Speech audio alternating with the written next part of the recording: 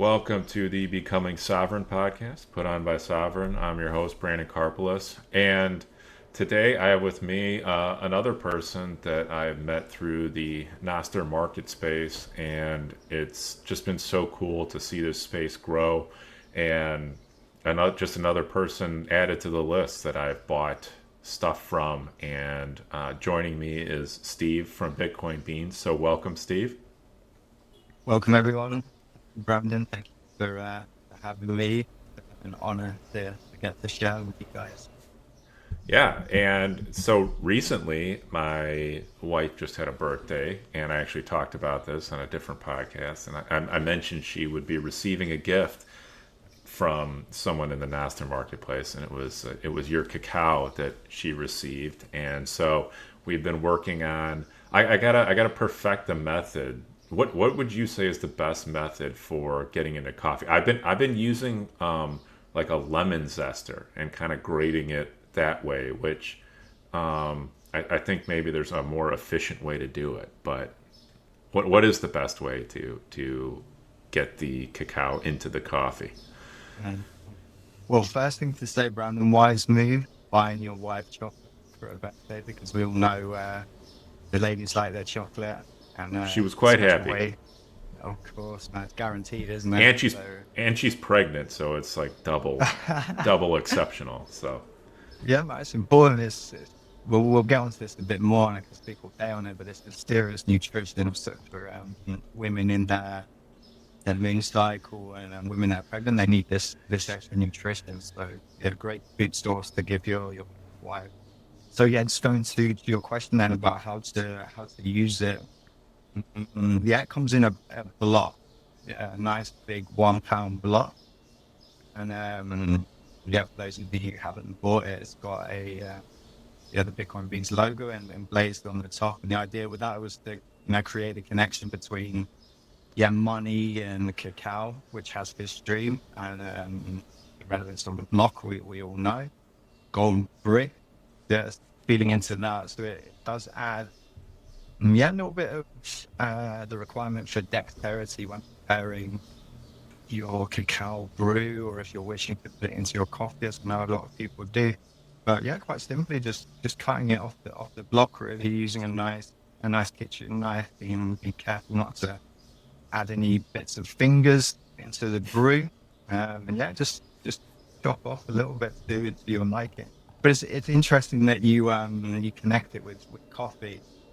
So this seems to be a very American thing. I noticed that everyone wants to put it with coffee, which yeah, it's a lovely mix. But I also recommend it to people to to maybe try it in its purest form as well, because on its own it is in of itself very potent and highly energizing. So when you mix it with coffee, it has the potential to be an energetic explosion, because cacao also has about 25% of the amount of caffeine that coffee has in it, plus the other active chemical that makes cacao really special is brand, which is very similar to caffeine on a molecular structure, but it's working slightly different. So you combine those two, and yeah, it could have lift off. But it comes with caution. yeah, I I hope don't that. know. I don't know if you've seen how Americans drink coffee, but that's what everyone's looking for. I mean, we got people walking around with 24 ounce, jugs of coffee, trying, and then they roll another one at 10:30 a.m. too. So we're Yes. we're we're not like you Europeans. We have a little single espresso and a biscuit and call it a morning. Like that's not happening, man. We're gallons of drip coffee that we just mainline Yeah. to the body so we can go work for 9 hours like a slave. So that's what we do over here.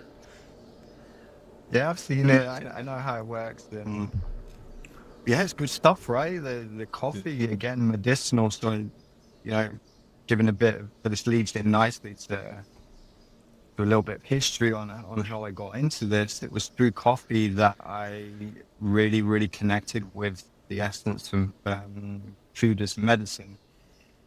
So where I lived in Colombia, My original permaculture teacher teaches Marlon and Paula, who I'm buying cacao from for Bitcoin.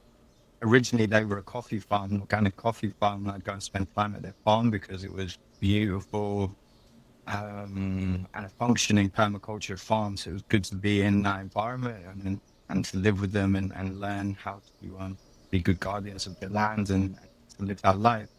So I spent a lot of time with them, and come coffee season, yeah, we'd be out in the coffee plantation picking hours in the morning, beautiful underneath the canopy, talking, just enjoying the energy there, and taking the coffee beans back and then doing the process of preparing them, which is stripping the shells and then washing them with water, picking out maybe the beans that aren't so healthy, separating them. They go to a market, and then the good coffee was then put into fermentation and drying. And it's a long process. It requires a lot of attention and a lot of care.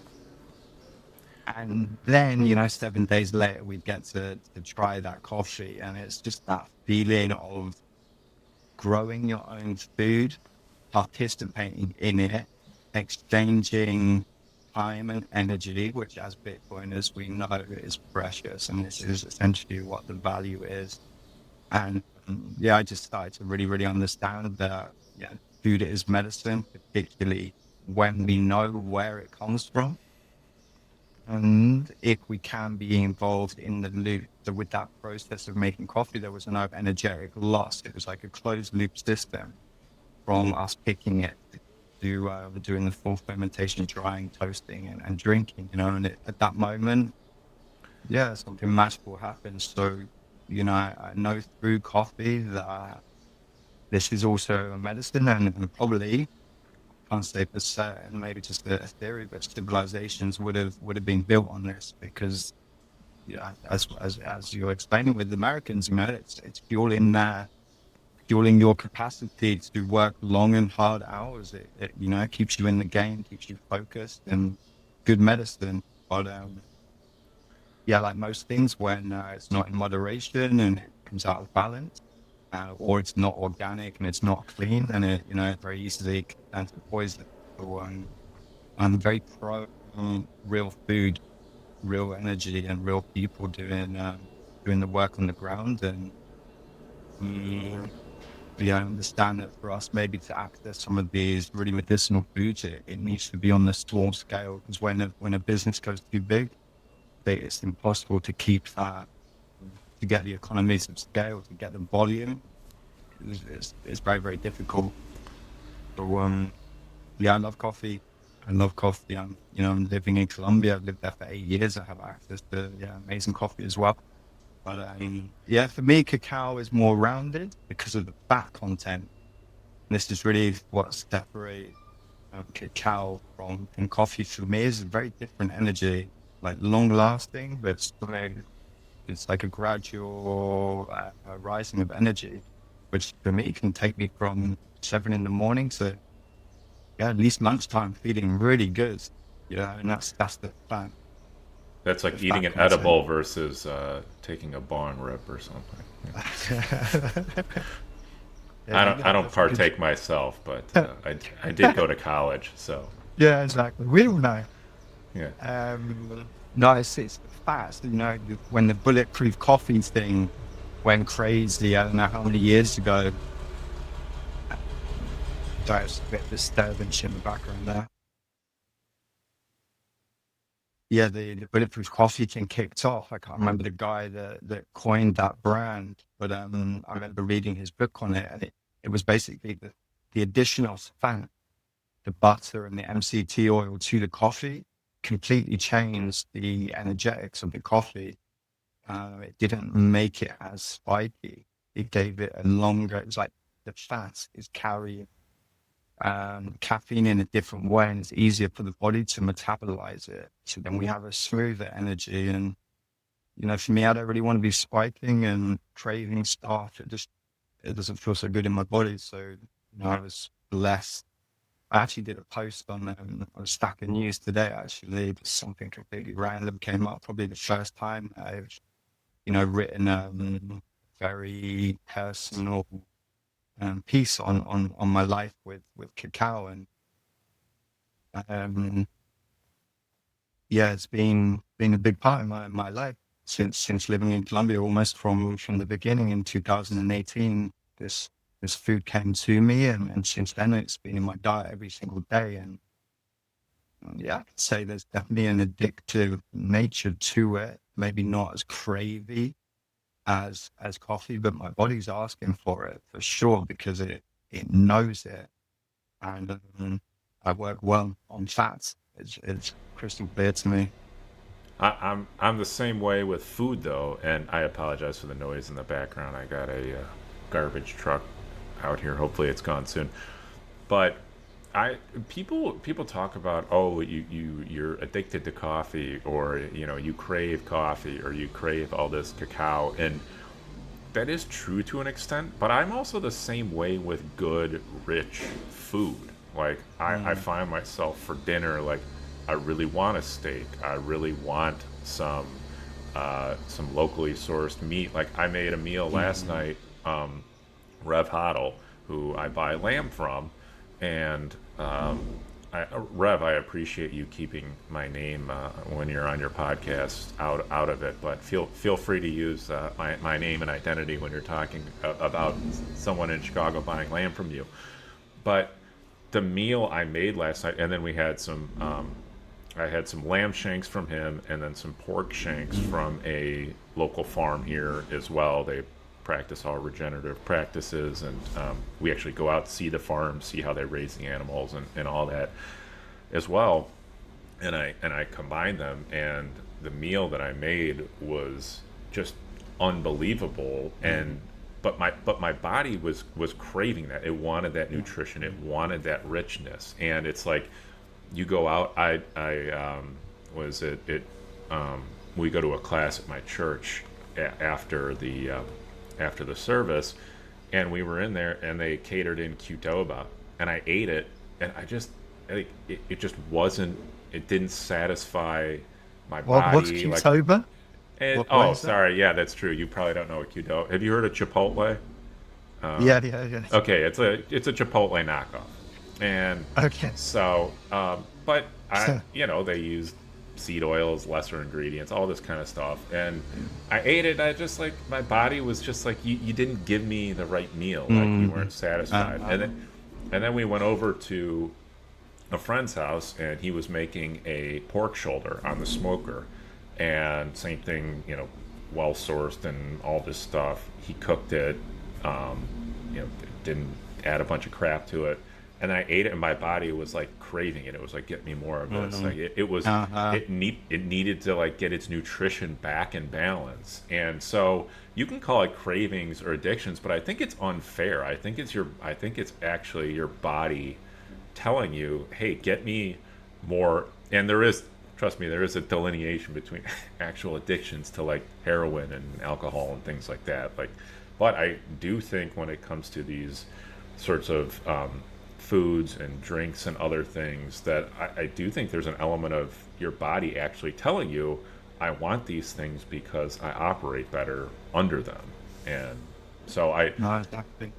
yeah, I think it's unfair. I think coffee and, like you said, cacao, things like that, they get besmirched because your body really wants them, but that doesn't mean it's necessarily a bad thing. So, Yeah, not at all. I think the key is listening to the body, right, and tuning in.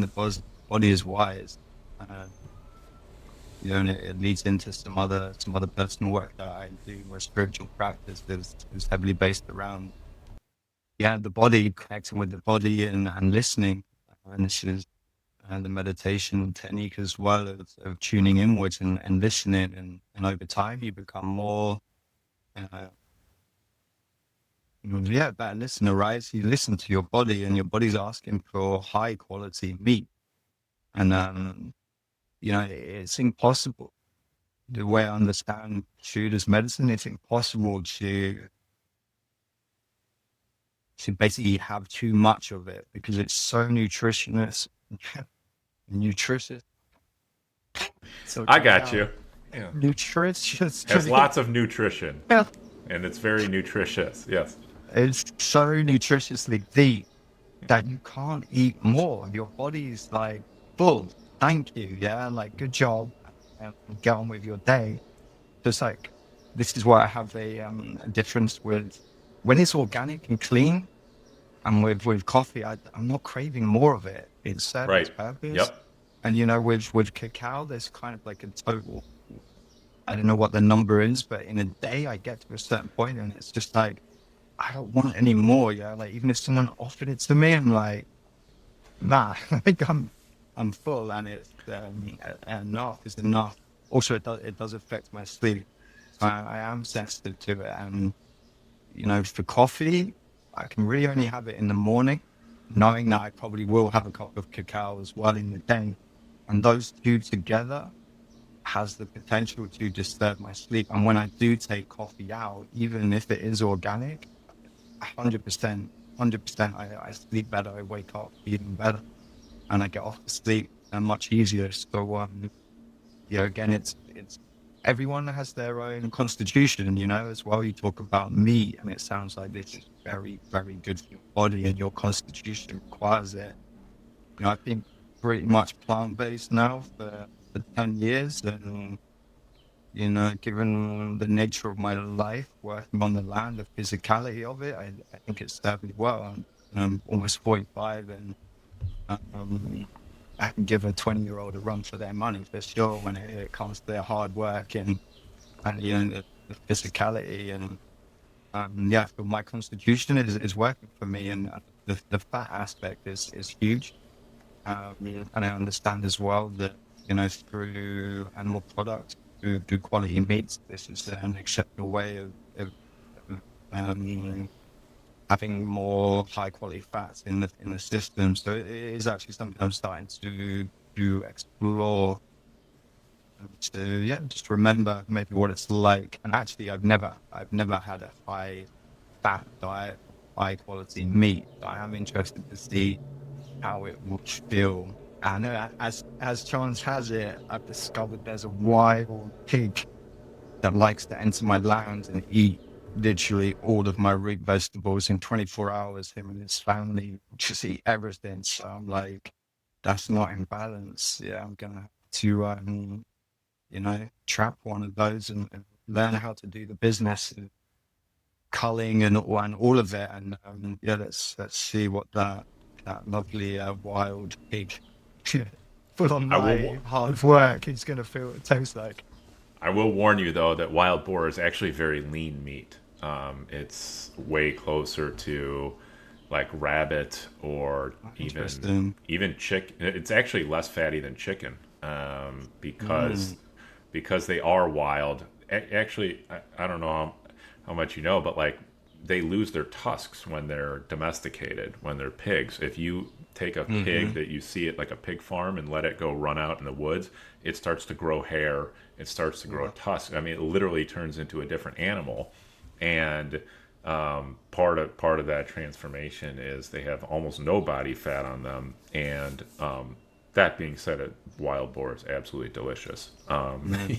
You just gotta cook it in some good fats, or really keep it moist. And I will tell you, if a pro tip, if you do end up getting getting that thing and actually gonna go cook some of it, cook the meat to like 140.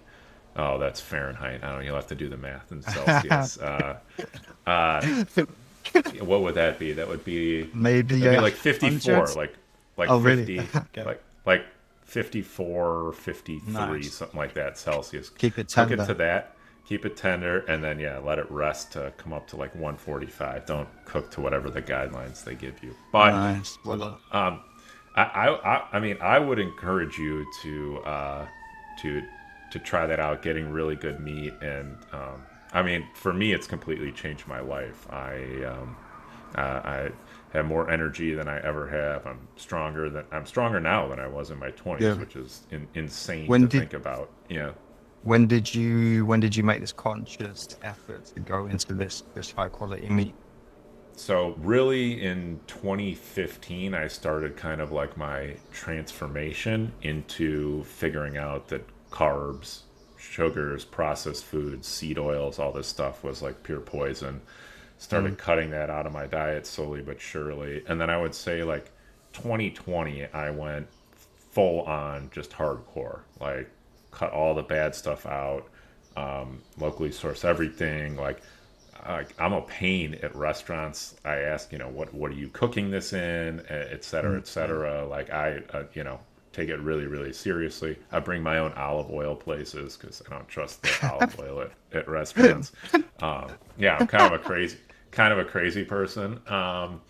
And it's so yeah, really ever since 2020, and I mean the change and benefits that it's added to my. I probably I was in good shape, fit, worked out, ate pretty well. I still ended up. I took another 20 pounds off, like insane to think about. So Was that yeah, high fat diet, zero carbs? You were full uh, on keto with the meat, high, or high fat, very very low carb. So like I would yeah, eat some vegetables and things which have a couple grams of carbs if you you're like eating yeah, you were pretty, asparagus or things like you were that. Yeah. ketogenic, then yeah. Yes. Yeah. And We'll get completely. you some. We'll get you some. You and your wife will get you some cacao butter.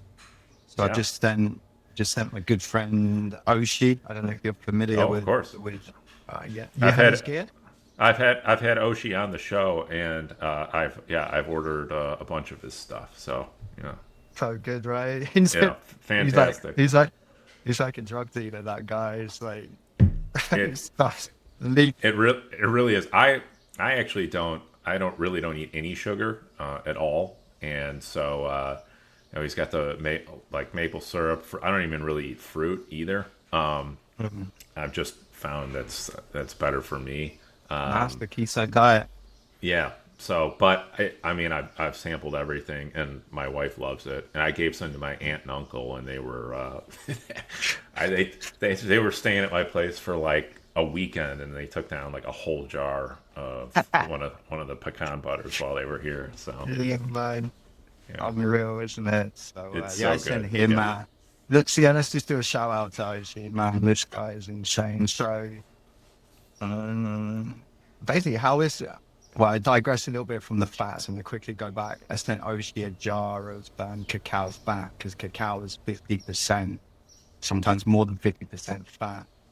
So the cocoa powder, not cacao powder. If you look at the spelling, they swap the O and the A around. Cocoa powder is basically cacao minus the fat.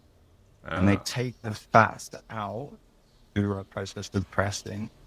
And that fat is cacao butter. And that's sold for more money to the cosmetics industry. So the cosmetics industry is buying a lot of the cacao butter. It's in a lot of products, really good for the skin. And what's left is the cacao powder. And this is what you're seeing in shops. And it can stay as powder because it doesn't have fat in it. So if you were to put cacao as powder, it probably wouldn't stay as powder very long because of, changes in temperature and it will congeal into one big lump. So, where I live, have access to a lot of cacao and I also have access to people that are just doing the cacao butter process because a lot of chocolate bars, artisanal chocolate bars, you also add the cacao butter to the cacao, and this makes it really creamy and sweet. So I bought some cacao butter and I sent that to Oshi to play with and to explore. So I'd love to get you and your wife a nice jar of cacao butter and you can take that to your local restaurant and get them to cook for your steak with cacao butter. oh well, Um, I'm our local restaurant, but I do all the steak cooking. I mean, we eat out very rarely. We cook yeah, almost when all you're our yeah, that's it, right? Your cooking yeah, got so good, and it's yeah, almost like my brother's like this. He's an amazing cook. And it's like to go out and eat now, it's never as good. It no, costs as much as what a week of shopping would do. And we're not, it doesn't make any sense. So yeah, it's kind of dead that one, which is a bit of a shame. It's quite nice to yeah. go out, yeah. But Well, it Mhm. sucks too, going out is a nice experience. But I mean, um, even in countries you go to like Italy or some of these other places, and it's like you can go out, have a lunch, and you can get good food, good stuff, and it's Mhm. it's somewhat reasonably priced. And listen, I understand the whole thing. The whole economy is subsidized, and you pay 70% in taxes, so you can have a more affordable meal. And it's not a perfect system either. But I mean, going out here in the states is just, I mean, it's savage how much money it costs. It's crazy. and not good quality either. No, oh, and yeah, the quality here is just horrendous. I mean, if you go to the top, like the top 10% of restaurants, they're still cooking with real ingredients and good food, and Mm. you can taste it. But yeah, I mean, you got to pony up big time for that. But you want to just go to a lunch spot or whatever, unless you know the place, unless you know the owner, unless you know how they're making food, like yeah, you're just gonna get trash. Yeah, this is the other level to it as well. The energetics, the food itself carries, the energy of, say, that cow. What was the quality of that life that cow had? So you could be eating the highest quality beef, knowing that the cow was living in a field, eating grass, hanging out with all his other cow friends, that not overgrazed and all of that, rather than the opposite, which we know is barbaric and savage. But if the chef at the other end is cooking it and he's thinking about beating up his neighbor or something, you also receive that, and that's something I don't want random people touching my food, to be honest. And not wishing to create separation and isolate myself, but like you've touched on, when you cook your own food, knowing where your food is coming from, I can tell by listening to you, you vibrate off that a lot. And Oh, big time. this is where you receive the full nutritional force of that food.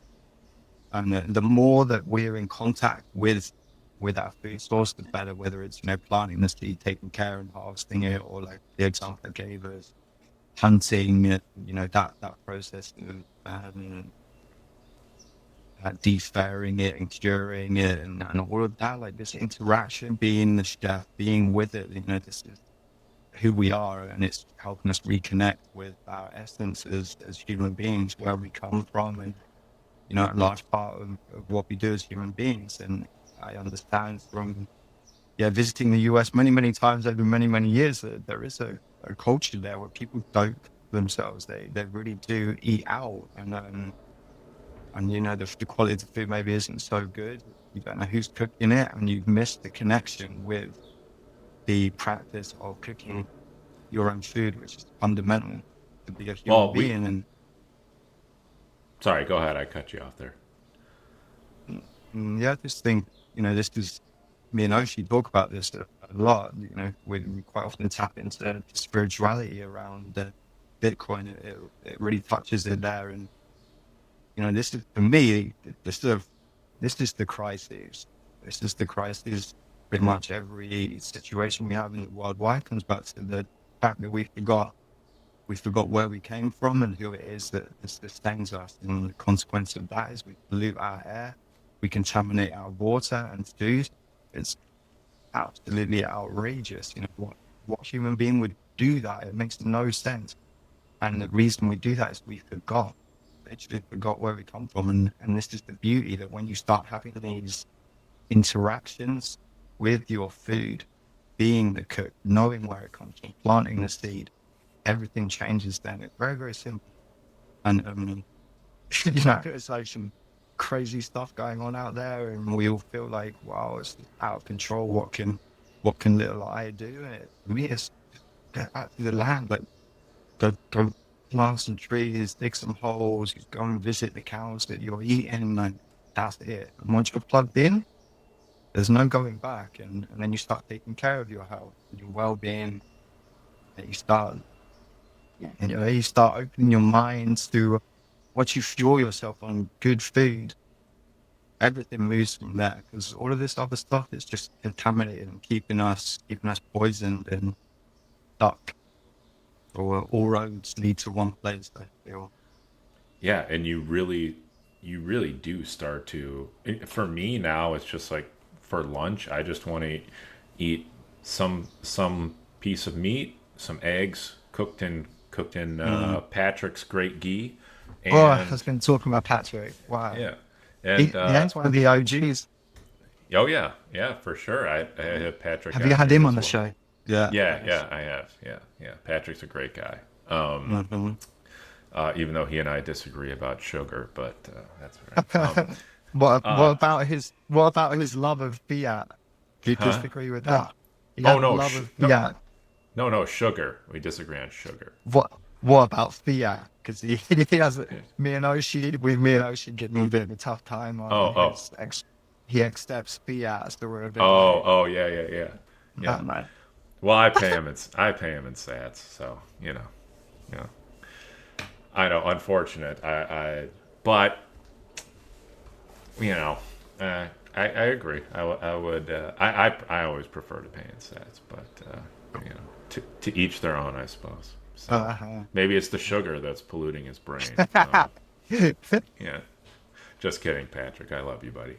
Um, uh, but yeah, I find myself just that's what I want. And in the past, I would be like, okay, I want a little snack afterwards, or maybe I'll have something like the afternoon, or maybe I'll eat like some things that aren't as great for me, or maybe I'll have some, I don't know, something that's just not as high quality, and then it's just like I don't even want that. Like it's but in the past I would definitely be it's almost like drawn to it um Mm. but now I just like I know I'm gonna feel like crap. I know, or I know I'm not gonna feel as good as just eating these super simple things, and it's just not worth it. And to your point, yeah, once you do it, you don't really go back. Like it's Mhm. very difficult to I mean, Ben Justman as well. He sent me down this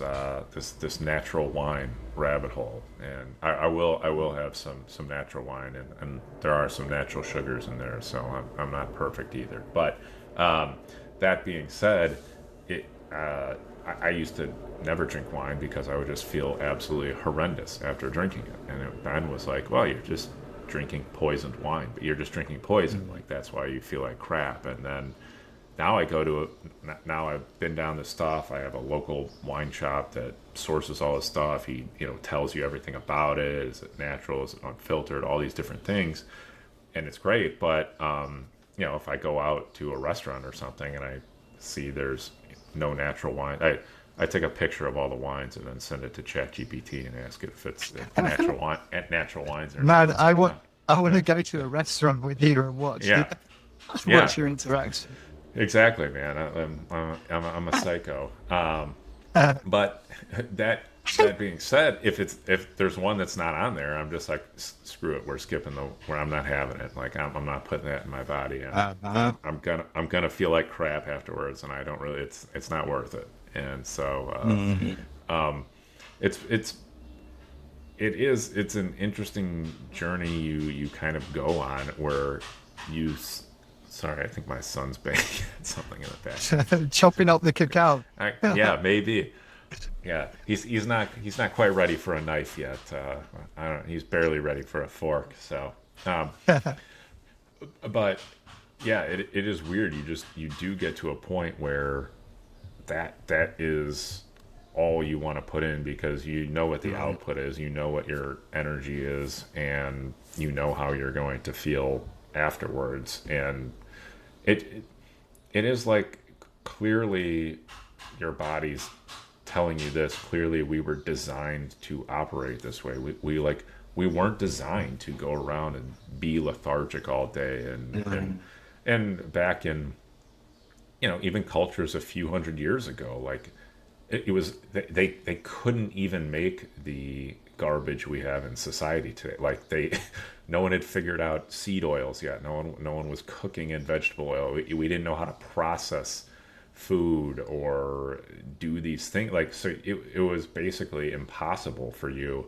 And by the way, everyone's making their bread by hand. Why would you put 47 ingredients in the bread when you can make it with 3, like so it just didn't even make sense that you would be adding all this junk to food. And then obviously, of course, going off the gold standard inflation, and we had to start putting all these additives and junk and subsidizing the corn industry and all this stuff. And try to make the food cheaper so we didn't notice the inflation and blah blah blah. Everyone knows the story, and it's just completely it's completely corrupted how people like walk around and feel all the time. I mean, it's just you look around at people, and some of these people, you're just like, man, like I know you don't want to feel like I know you feel like crap. I know you feel terrible, and it's like I know you don't want to feel like that, but you're you're you're just unaware, or I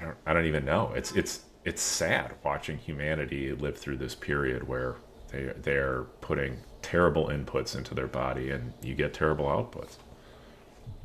Yeah, man, there's a lot in here.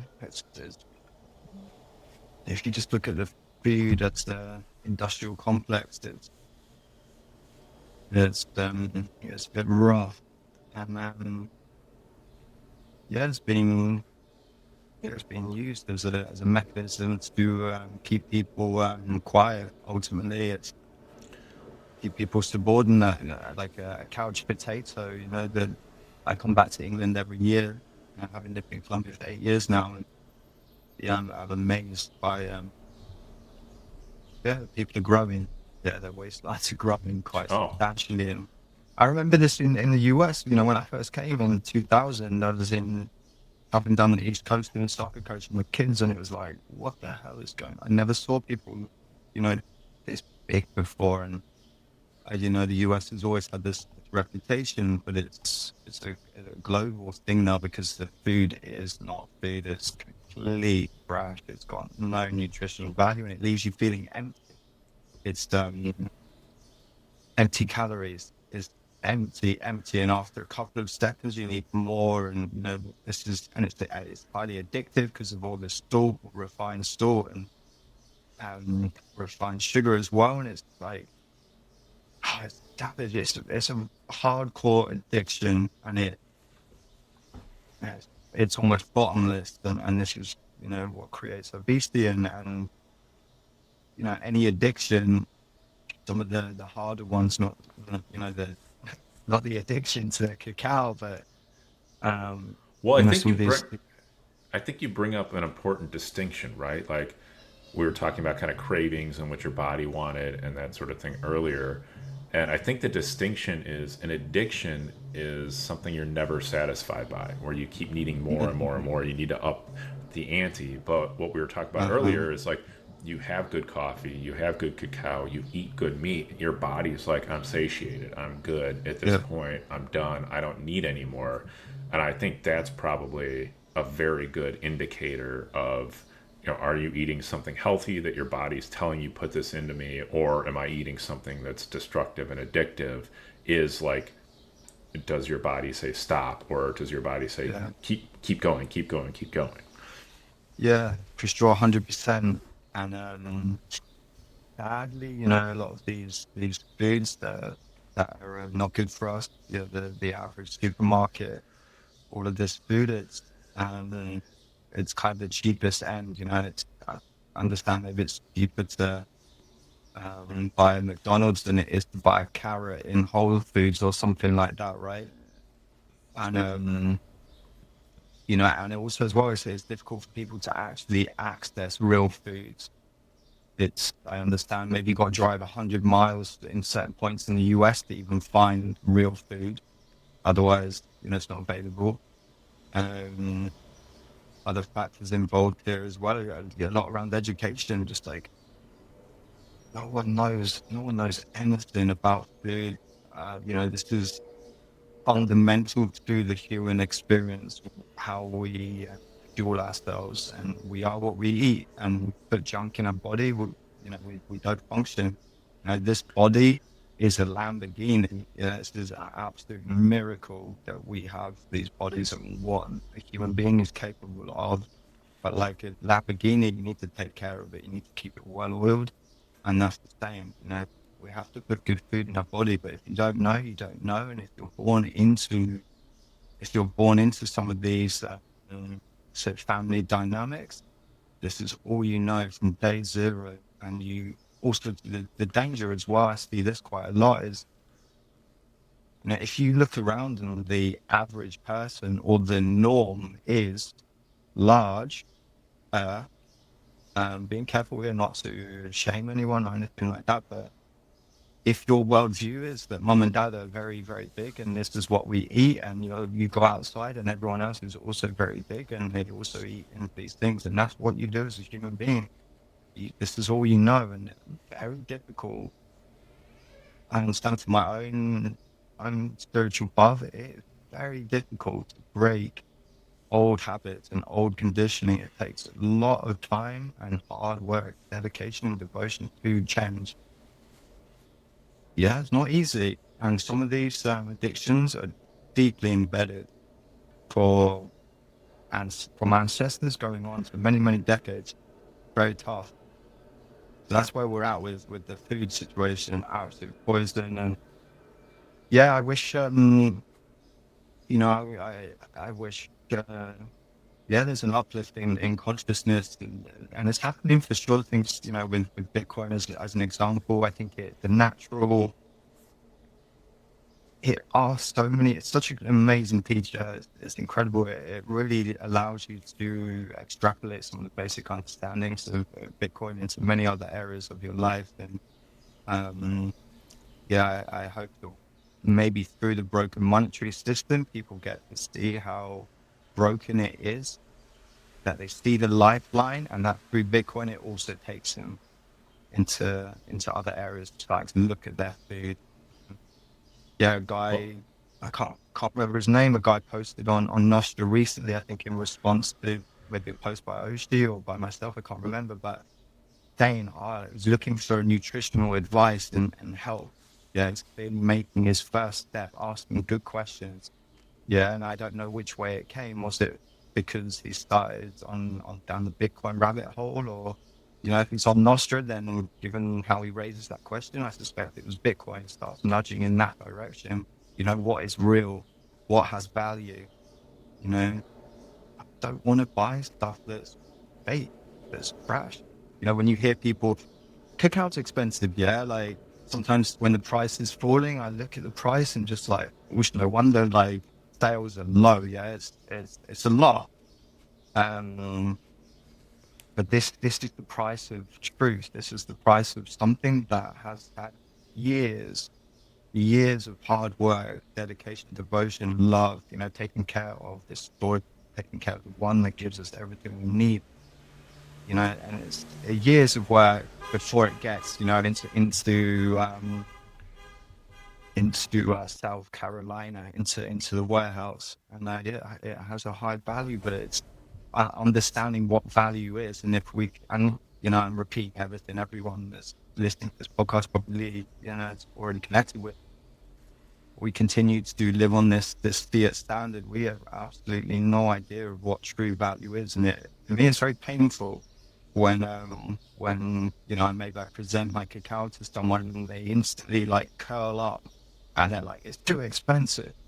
And yeah, everyone has their price, and you know we have what we have to spend on certain things, and not everyone has that's fair, but it comes more from a place of not understanding. Sometimes it comes from a place of just not understanding value and the time and energy required to bring that into existence.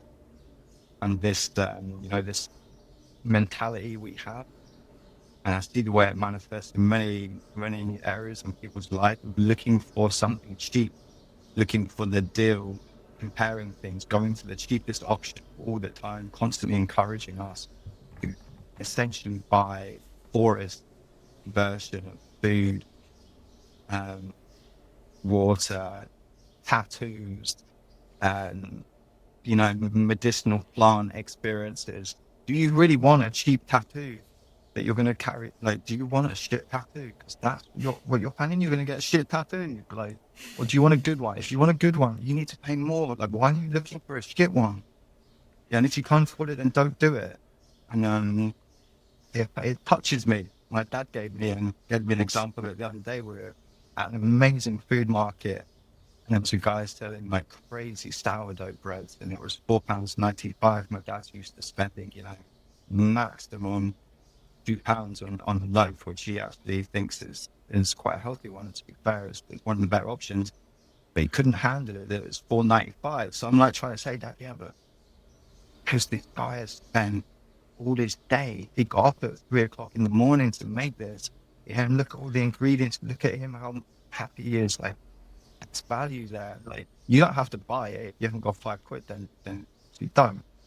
You know, that's the signal, maybe, that this is good.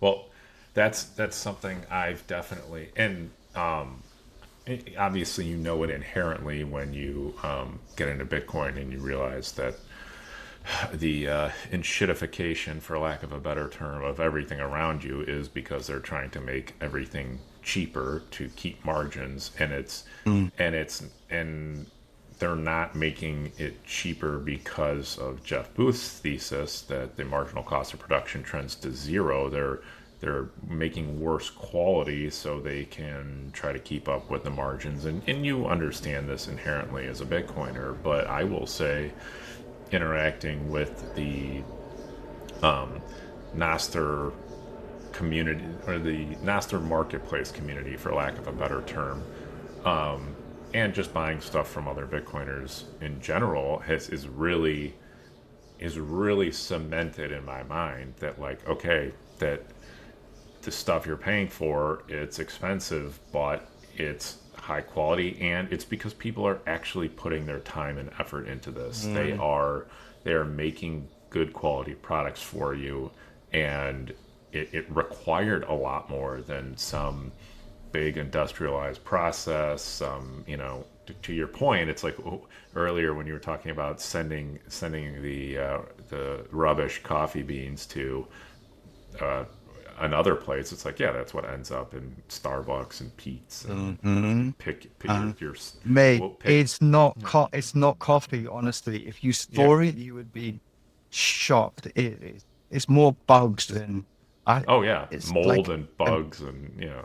it's outrageous. Like, that's what people are drinking under also an illusion that it's like the best. Like, Yeah, wow. I know it's brutal. But to that point, it's like you really see, buying buying olive oil from Sats Oil, and then I had him on the Oh, show, and wow. He's a he told me, legend.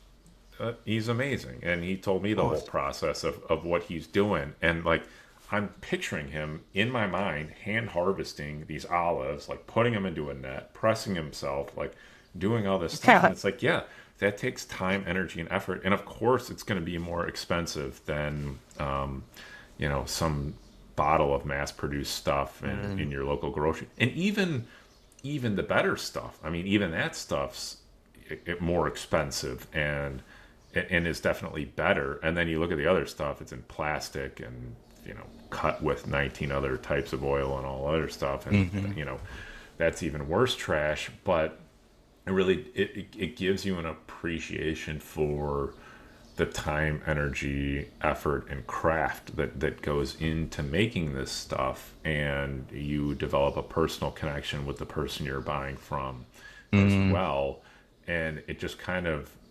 reframes the true idea of commerce and production and the mm, way it's supposed to be, and the point of the division of labor and true capitalism, not this fake crony capitalism we live under now, where the government picks winners and losers, and whoever has access to the cheapest debt can step on everyone else. Not this fake system, but the real system of division and labor and capitalism is one of high quality products, local purchasing, and like, at the end of the day, every community can provide for itself.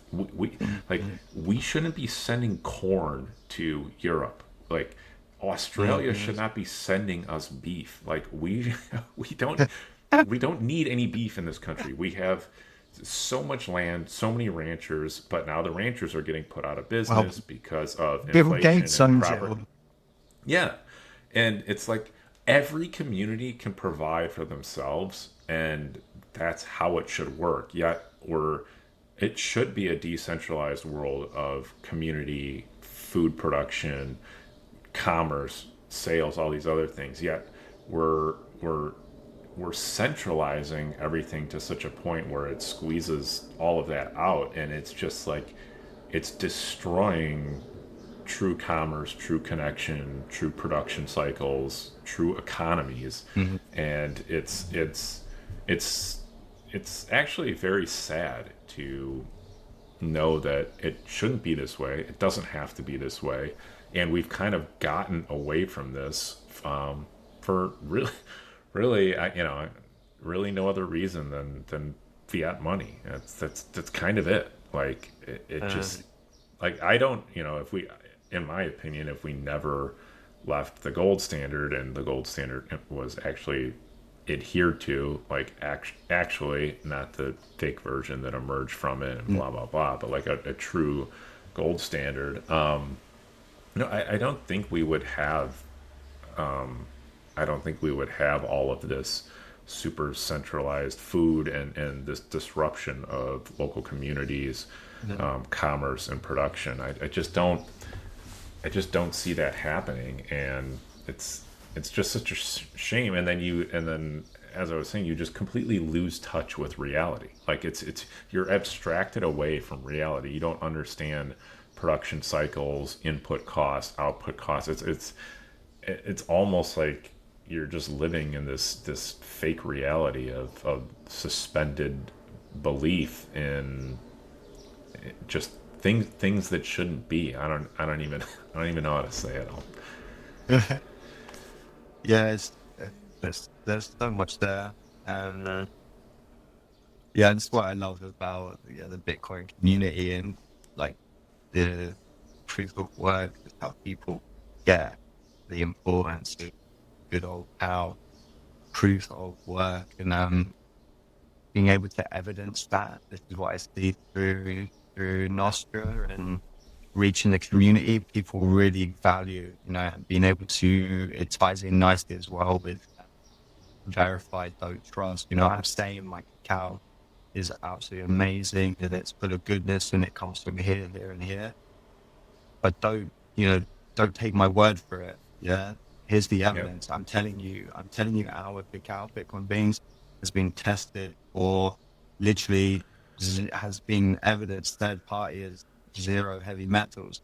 Don't trust me on this. Here's the independent third party report. Verify that yourself. And Bitcoiners love this and they love added value. And I really it's incredible and uh, essential thesis of Bitcoin beans is, and something I have a very strong affiliation with, is being able to evidence to people this is where your food comes from. I know you can't be here. I know you can't grow cacao.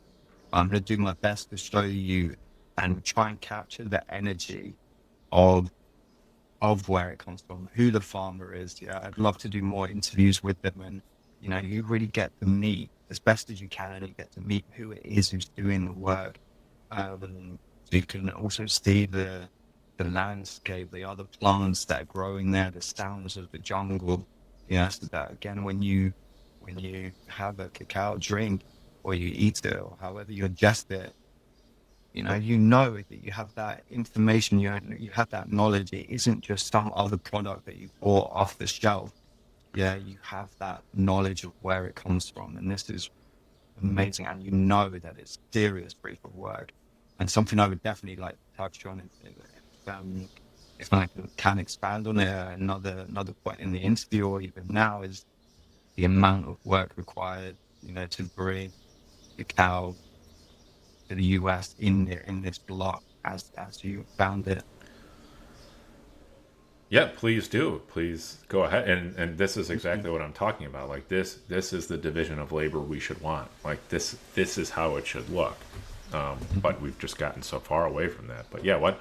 Why don't you talk about the process? Why don't you? I'll let you go for a little bit here. Why don't you tell us about the process it takes to get it sort of from growing and production to over here, and then how through this journey, or how did you come to Bitcoin and Nostr eventually? How did that get incorporated into sort of all this stuff you'd been doing with coffee and cacao, et cetera, et cetera? Yeah, it's all magically interwoven for sure. Um, trying to find like a good time point for really. Yeah, I could go go back quite far actually. So Go for it. 2014. I'll try and give you the semi-abridged version because the long version is like hours. But yeah, like 2014, like that happens to many people. I went to Burning Man. I met a woman. She, she said some things to me that definitely opened a portal of personal investigation, personal inquiry. I also got to it. So, at this point, this is the standpoint. At this point, I'm an accountant in London working for one of the biggest sports brands in the world. And amazing job. Yeah. All the pair. Anyway, so I got to Burning Man and I've just experienced what it is like to live in a space where people are very, very creative. What I'm seeing and witnessing is that people are doing what they love to do. And I didn't realize at that point as a human being, I had a choice to be able to choose to do the things I love. I thought I just needed to work in order to be able to essentially buy a house. That was my understanding of the human experience. At this point, I'm very non-spiritual, unconnected. I'm just doing my thing in London and being a consumer, basically, and going on lots of holidays as well. And yeah, being a drunken baboon as well.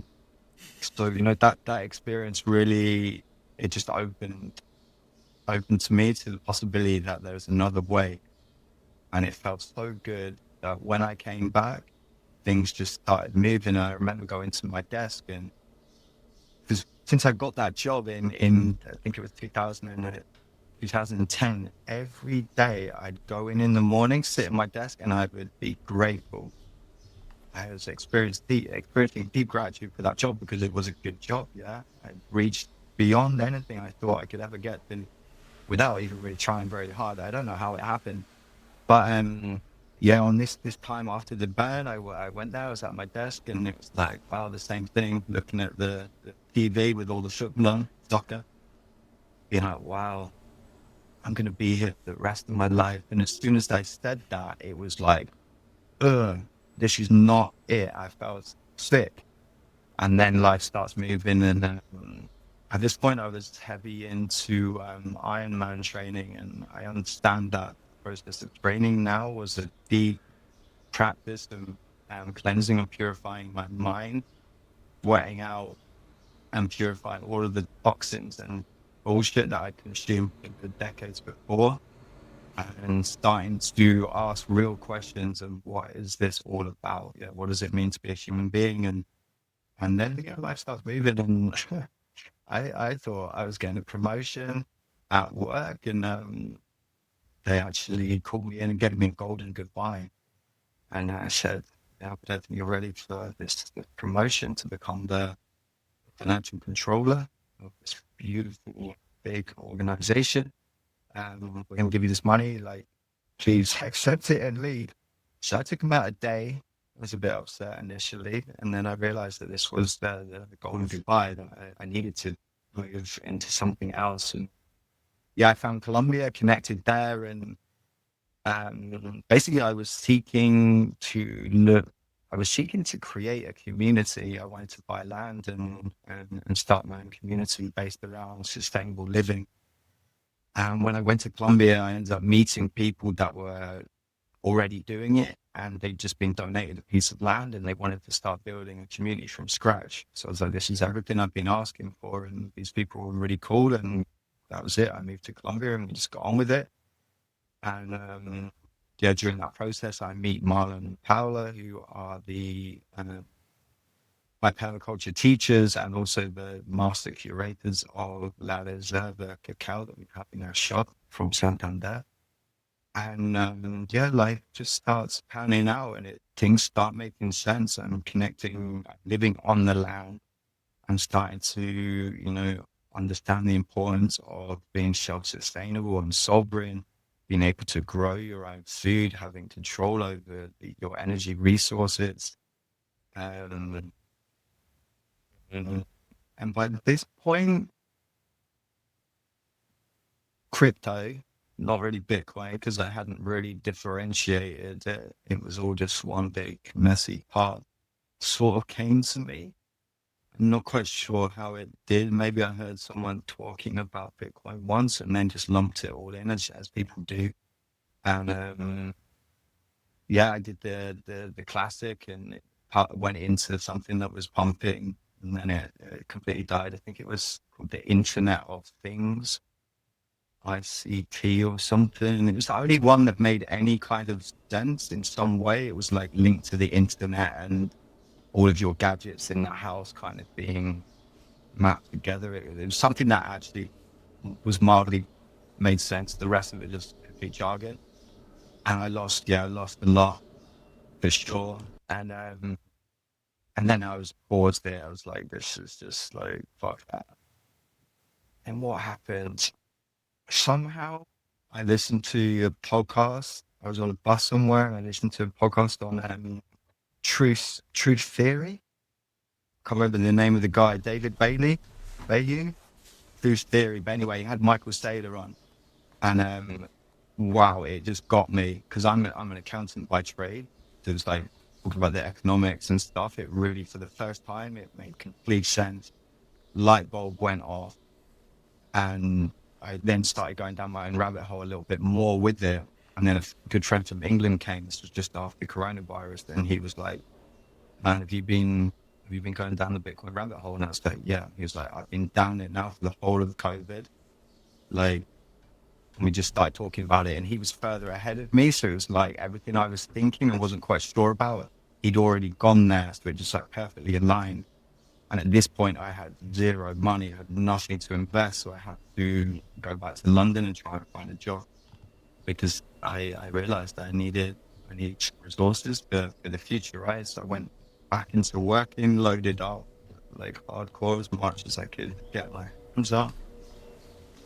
And then the next like 3 or 4 years, I was making that journey back and forward every year to earn fiat to convert it into Bitcoin. Um, but the penny was dropping a lot with, yeah, just working with the land. And I'm a permaculture guy. This was my original training, and one of the principles, I'm not sure if you're familiar with it. There's like 12 or 14 sort of fundamental principles, and Mm-hmm. one of them is capture and store energy. So, all the time I'm working with the land, I'm really thinking like, is this the best use of my time and energy? Am I actually doing this in the most efficient way? And whatever the action is, am I really, planting my energy in a good way that this is going to multiply and manifest in the future in something more?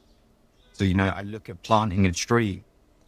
Wow, I can't feel like, I don't feel there's a better way than capturing and storing your time and energy because, that tree has the potential, give fruit into the future for decades, that this could potentially feed my children and their children into the future.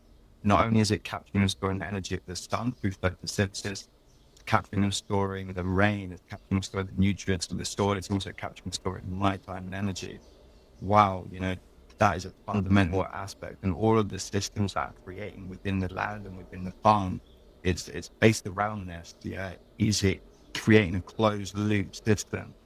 So I get this. I then go and start, really farming and working with the coffee at Mum and Father's farm. Yeah, they were receiving for the first time. So it was probably after about 4 years of being within the permaculture world, is for the first time having the full experience.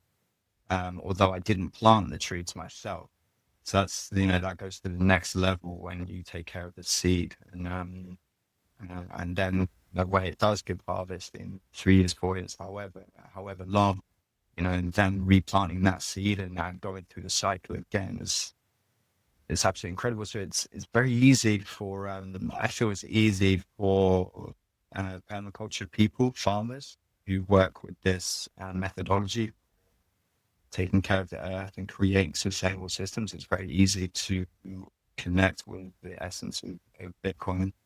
So it all merged into one, and it's a common comment that comes up from non-Bitcoiners or people that are maybe starting to look. The question of, yeah, but what can I spend it on? And I got caught there a little bit. I was stacking and I was hodling. I definitely wasn't looking to spend it, and I was really only appreciating Bitcoin as its store of value. And I think it was a 2025 Bitcoin conference. I don't know whether Jack Dorsey was at the conference or just before it. He did a bit of a post around, if Bitcoin is to become the money of the future, then it needs to move out of just store of value. It needs to be transacted in. And at that point, the penny dropped. It was like, I have something really magical that is full of proof of work that I can bring to market and give Bitcoiners the opportunity to transact in Bitcoin and buy something incredible, because Bitcoin is also worthy of buying the very, very best projects. You would not buy shit with your Satoshis. Yeah, it needs to be. Bitcoiners won't let go of that. It has to be just the best. Yeah, and that's what you see on Nostr. It's like everyone doing these things, sats oils, sweet sats, great key, Oshi, so minor. There's so many of them now, and it's incredible, unbelievably. Satoshi Coffee, Jose Bitcoin, it's a Colombian Bitcoin as well. So I'm not that guy, and yeah, there's hundreds more, and I can feel it. It's little by little. And I'd also like to do a massive shout out to the bullish Bitcoiner who's doing an outrageous job. If you've not had him on your podcast, get him on for sure. I tried to get bullish on. I sent him a DM, but he didn't get back to me. Maybe he missed the DM. So Yeah, yeah. I'll If follow up that's with him. true, Nostra's a bit glitchy, right, on some of the DMs and stuff. But Of course, I'll not Bullish has helped out one of my buddies get one of his websites up too. So insane. DG Mike on Nostr. So Yeah, yeah, love it leads. Bullish. Yeah, Wow, what guys? That's how it all started for me on Nostra. So okay, the penny dropped. It's a little bit before that. I went to so I've got another Bitcoin friend. The earliest Bitcoin, the very first person who said Bitcoin to me was a guy that I'm going to call him. I'm going to call him No Cash Steve now, not to give his identity away, but he became a bit of a kind of a bit of like a famous person territory. It's a bit dangerous to have have this name on your back, right? So be careful with drawing too much attention. But anyway, really cool guy. He got into this in I think it was 2013, and in 2018, I met him and I heard him say the word Bitcoin for the first time. So he was the one that popped the word into my head, and then it kind of got messed up in everything else. So I think it was just before the Jack Dorsey commentary around, Bitcoiners, you need to basically create things for other Bitcoiners to buy with Bitcoin.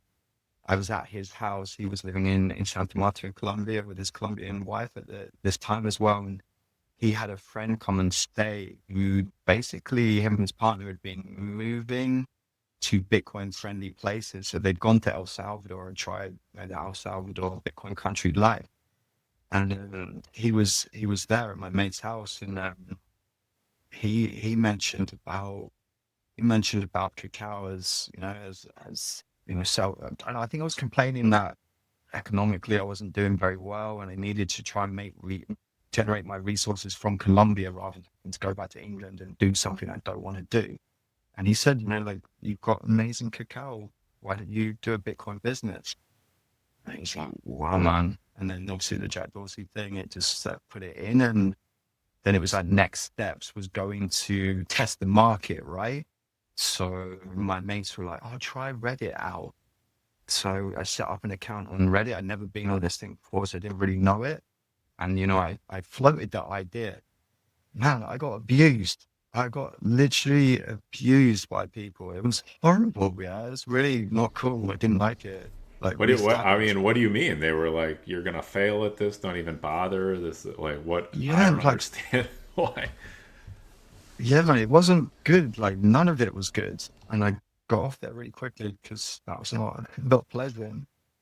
Um, and then I kept hearing about Nostr. I've been hearing about Nostr for ages, but I think I thought it was like complicated, a bit like with Bitcoin, right? People hear it and then it sounds really techy and complicated and difficult, and then they leave it. So luckily with Nostr, it moved a bit faster for me, and it was super easy to set up a primal. And then I started floating that idea, this is what I'm doing. And it was the opposite of Reddit, just like, wow, amazing people, amazing. It was so positive, so welcoming. And somehow I saw Oshi's account on that. I don't know how he came into my algorithm or however it works. And I saw he was working with chocolates. And then I just messaged him just saying, like, I see you're working with cacao. Like, where did you get yours from? We had a lot of conversation around it. And he was like, I'd love to try some of yours. And be like, yeah, man, I'll get you some in the post. And then so like, me, you got a cool website. Like, who made your website? And he's like, this guy Bullish. I'll put you in touch. Then Bullish is like, yeah, I'll do your website. Wow. Because I'm not techie at all. Like, I'm a bit special with all of this stuff, to be honest. Wow, what a patient guy. Wow, incredible. And he just built me just I couldn't have dreamt it. It's such a beautiful website, and it was a great experience working with him and just feeling like the way Oshi helped me, and the way, Oshi became, it's, he became then I was like, man, do you want to be my distribution guy in the US? Because actually without him, I don't know how this works. Yeah, like I need someone there in the US to receive it and to be able to send it out because I can't send it individually. And Colombia is crazy expensive. So yeah, he's my warehouse guy. He's my post office guy. He walks to the post office. And he's also the photographer for the website. He takes some, I don't know if you've seen the website, he takes amazing product photos. I think he did some for Great Key as well. And, so wow, out of nowhere, and it's just everyone wanting to help. People like so positive, you go on there and you post something that's like Kid Wolf and Maya. There's so many people just like full of positivity.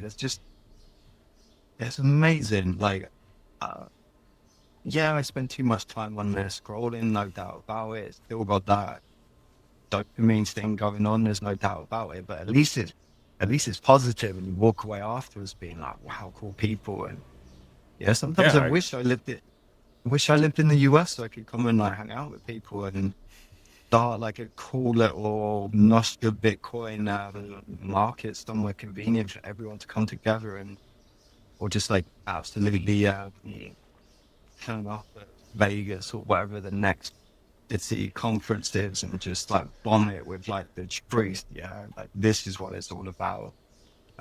So big up, yeah, Nostra's a game changer, and yeah, the platform is doing really really amazing, and there's many people out there contributing. The way Bullish did his Take My Stack yep, for everyone listening. If you want to spend Bitcoin, if you want to support the network and the community, and allow Bitcoin to meet its mission, and go and Take My Stats, because that's the one-stop shop of everything. Basically, everyone's on there selling. You can do your full pantry, fill your pantry with the best there is. yeah. It's. I mean, I absolutely love it. I've been loving getting to meet all these merchants and people selling stuff for Bitcoin, and the products are all just a 10 out of 10. And I buy them for other people. I get them as gifts, and people are always Mm, blown away with how good this stuff is that you get them, and it's it is awesome. And to your point, it's mm, fulfilling and enriching. And it's like, yeah, You maybe do spend a little too much time on Nostr, but to your point, it's just people building stuff, people doing things, positive Mhm. energy, and it's great. Yeah, it's such a fun community to be a part of, and like, and to back to kind of what I was talking about earlier, like this is the way economics should work. This is the way Mhm. division of labor should work. This is the way capitalism should work. Like this is how it's like we centralized everything. Even though we have the internet, like we've never been more able to decentralize everything, to communicate with people, Mhm. to know our act, like the fact that I get to know you. You're in Colombia, yet I now know the guy who sold me my cacao, how he's doing it, what he's putting in it, how much time he's spending doing it, where it came from, and it's like the answer for me normally would have been like just go to the local grocery store and grab whatever, and it's like we actually have the ability to not have to do that anymore, and that's it's so cool to be a part of that because it makes the experience so much better. You actually appreciate everything that people are doing and putting their time and effort into, and just getting to see it and then interact with that person. I mean, Mhm. just getting to know all of these owners as individuals has it's been so cool. I think Mhm. I text these people, I talk to them, we communicate Mhm. on Nostr over email, whatever, and like there's an element of just getting to know the community as well that is also enriching. The humanness of it. Yes, yeah, exactly. The actual connection with someone that's making things for you that you're consuming. It goes so much deeper than just a oh that's cool, I like to spend my Bitcoin. Like there's an actual frequency and connection that pulls you and the other person together when you are involved in trade. That's beautiful, man. It's magical, and yeah, in some ways, it feels like a blessed time, right? To be in the center, or at the forefront of something that's still very, very niche, on the ground. Really doing the good work, and yeah, I'd encourage anyone that's thinking about advertising their services, or putting their gifts to the world, whatever it may be, yeah, that your time and energy is worthy of the hardest money, the soundest money that's ever existed. And don't be afraid to make that leap and ask to receive value in Bitcoin, because you are worthy of that. Your time and energy is worthy of it, and there's like an abundance of amazing people out there on Nostra who are willing to help, and they do it mainly because they love, um, they love life. Yeah, I love the feeling of hope. Yeah, Bitcoin is full of hope for the future, and are working hard on making this a reality, because there's absolutely no doubt that this monetary system is, wow, at the center of so many. This is horrific. We know it, and it's trapping people. It's kept people in poverty. The global south is Africa, Asia, Latin America. The countries with the most resources have been trapped in poverty, for a long, long time. They've had their resources stolen.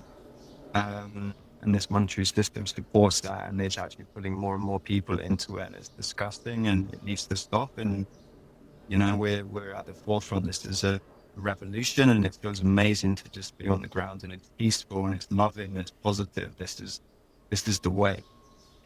So yeah, everyone out there, go for it, and keep up the good work, Brandon. You and you guys, this is an important part of it, spreading the word through these amazing podcasts and conversations, and little by little, it's happening.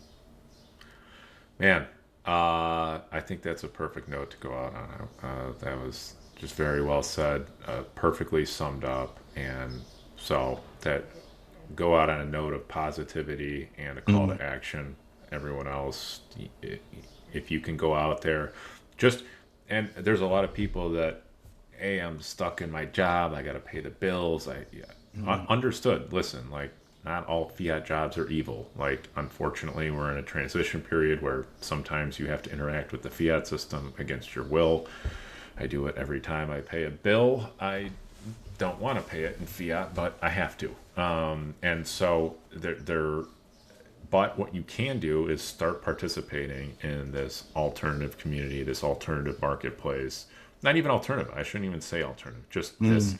this marketplace that accepts Bitcoin. This community of people that are putting the ethos of Bitcoin behind their work, and it shows in the quality of their products. Plus, you're just gonna get way better stuff, anyways. Like if I'm just being Uh-huh. honest, 90% And of the it's reason I like, like buying from Bitcoiners is because the stuff is better and you it's just higher quality. try and find me in any shop in the US a nut butter that gets Yeah, close.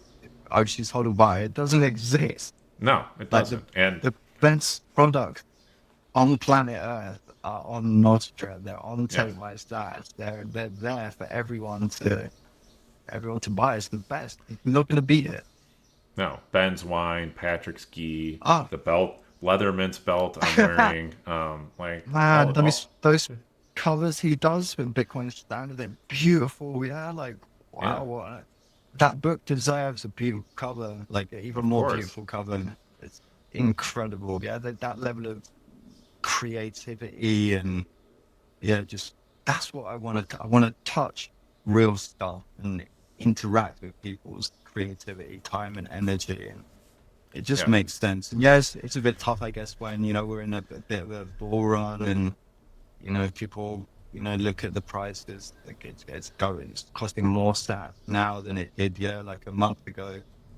Um, Bear yeah, bear mar- still. bear market we're in. Yeah, yeah, So with that, yeah. wishful thinking maybe, but little by little, I think that people are really getting this understanding around value, really what it is. I couldn't agree more. And yeah, understand value, understand quality. Those are reasons to interact with this marketplace alone. So, Mm. Steve, thank you so much for coming on. This was a fantastic conversation. I could talk about food and craftsmanship forever, but where should people come check you out personally? Check out the website. Where can they buy your cacao? Yeah, so the website is www.bitcoinbeans.co, not com, but co for Colombia still. And there you'll find the shop under the products page, and then Nostra. Uh, what's my handle on Nostra? It'll be Bitcoin Beans. At Bitcoin And Beans. Yeah, yeah, yeah. yeah, So check. Bitcoin Beans at primal.net. That's where you'll Yeah, find me. yeah. Just search Um, at Bitcoin Beans. I'll You'll come come up. up. Yeah, and you can find me on Nostr, Plebianon, and as always, you can come check the company out, Sovereign, SOVREIGN.io, and just reach out to us. If if you're listening to this podcast and you have people in your life that might want help getting set up in the Bitcoin community, or you just have people like, hey, so and so wants to to talk about Bitcoin, they have some questions, please feel free to reach out, put us in touch. If we end up doing business with them, there is a referral fee, but we're happy to just take calls, talk to people, and walk them through stuff as well. Not everything has to be a hard and fast business transaction. So, Mhm. yeah, please just come check us out, reach out, consider us a resource. We have tons of stuff on the website, free ebooks, links, resources, all sorts of things. So, please come check that out as well. And if you want to find me on the legacy system, Brandon Karpeles, you can find me on LinkedIn over there. And then our sovereign handles on X and Instagram, I think, are Sovereign X and Sovereign Insta. I don't know. Mate, get off So X. Yeah, I'm not on X, but unfortunately, so many people interact with us on there. Um, So it's we have the Nostr profile in there, try to bring them over, but there's inertia, man. It's brutal. Even this week, we had mm, a well-known Nostr only person head back, and so there's just there is a network effect over there, and yeah, it's that's where the work is, unfortunate. I guess, right? To help people come over, in order to interact with them Yes. and help them make the transition. You got to be there. You have to be in their ballpark, right? So I get it as well. Well, and that's the goal, right? Is like get them over there, and then we got to offer them something. It's like, well, here's this whole Mhm. marketplace. You can come spend your Bitcoin and get really good products, and And it feels that's good. yeah, It like exactly. I did, I did a 1 month go on X because how to say Bitcoiner like recommended it to me because that's where he'd always been, and I was like, man, come over to Nostr. So he was like, okay, I'll try it out. So I was then I should probably try out Twitter. X was a horrible 1 month. It felt Oh, so bad. yeah, It felt in my because I'd had the Nostr experience to then go to that. Wow, just a feeling. I can't say people were sledging me or not like Reddit. Just something in it just felt weird. And it basically behind it is a fiat business. There's an energy of corruption behind it. It dunk. That's how yeah. I felt it. I couldn't agree more, man. It's like you feel like you need a shower after it, and I just don't want to. I just don't want to do that. It's up there as a portal to reach out to us, basically. Like come uh, through there to talk to us in person. Basically, mhm. is the reason it's there. So, Steve, thank you so much, Thank you, and Brandon. this was great, man. Yeah, I'm gonna eat some of your cacao this afternoon. So, Yeah, enjoy it, thank you. man. Yeah. I recommend you drink it on its own, though, yeah, not with coffee. This will take you What do to you the mean, like next levels. just melt it? Just put it Yeah, like double like a boil hot or something? chocolate. Yeah, okay. All Yes, right. so Or like quick melt it tip. into some To water? Yeah. 20 grams is, I know you guys don't do grams so well, but I also don't do ounces or pounds so well, even though I'm English. And 20 grams is like a really, really nice amount. If you go too much higher than that, it can actually be quite stimulating, but everyone's got their own constitution. To cut off and weigh your 20 grams, and then you want to have that separate boil your water, whether it's on a Yeah, right. saucepan or in a kettle, take it Yeah. off, boil, then add the cacao, mix it in. Maybe you want to add I would recommend you add a natural sweetener that you enjoy the most. Maple syrup. I know you're not so into sugars, but find the thing that works with you. And then blend it up. Yeah, get it in your YouTube bullet or whatever you use and give it a good blend. And this gives it that kind of like really frothy top, a bit like when you get a nice coffee from the coffee shop. And then there you go, you've got a beautiful cup of cacao. Beautiful. Yeah, to try it in its purest form and see how it feels in the body. Awesome. I will definitely do that. Maybe I'll just even eat like a little square or something like that. Yeah. But we'll mainline it for sure. Well, All Brandon, right, we've Steve. got some. Go on. I can just talk forever. Get me off this call. No, no, it's all good, man. What were you gonna say? Go ahead. Man, I want to get you so. Yeah, I've enjoyed this call so much, and I can understand you have a love for good value product. So I'd love to send you some of our new range. We're in Colombia, right in the US right now. We've got some caramelized nibs. We've also got a beautiful 40-gram cacao and coffee and caramelized nibs bar. I'd love to get you one of those. And we've also got some very nice dehydrated golden berry chocolate balls. So if not Oh for man. you, for your beautiful Oh yeah. wife. I mean, I might even sample it. So but I know for a fact my wife would be very appreciative of that. So May tell her to go on the shop and yeah, check it out. It's a full shop right now. The best it's ever been. yeah, Stop. awesome. I will definitely do that. All right, Steve. Thank you so much. Have a great one. Thank you, Brandon. You too. All right. Thank you. Thank you. Best.